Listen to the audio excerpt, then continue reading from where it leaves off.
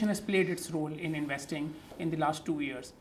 One, what is your thoughts on that? And two, how do you see that being implemented in the wealth management space in Singapore towards long-term investing and wealth accumulation, etc.?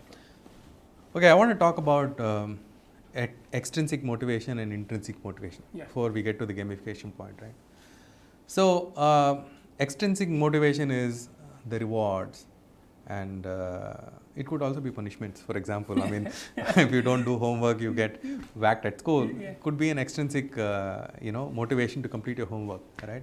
So typically when we talk about in business terms, your extrinsic motivation are quote unquote rewards, and the game aspect of it helps to build stickiness when you start off, because you want to play the game, you are interested to get to the next level in the game, and so on and so forth.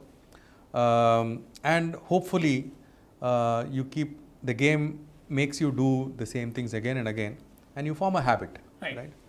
But ultimately for the habit to sustain, the motivation has to be intrinsic. Yeah.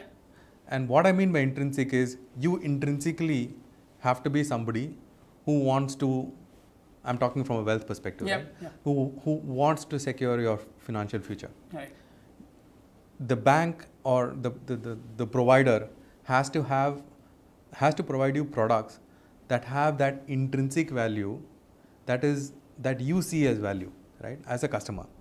So while gamification can kind of open the door and maybe lead you a few steps into the house, ultimately if the house is shabby, ultimately if the house is not quote unquote livable, does not have value for you, you're probably going to walk out, right?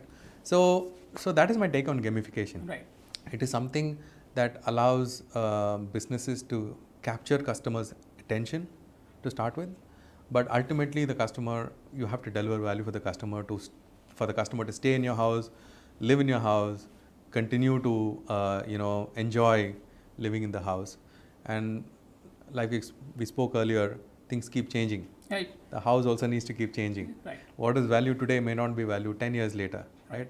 And therefore it's important for us to kind of keep track of what customers need, keep track of their changing ambitions, changing needs, changing goals, and pretty much change ourselves to fit into that future. No, absolutely.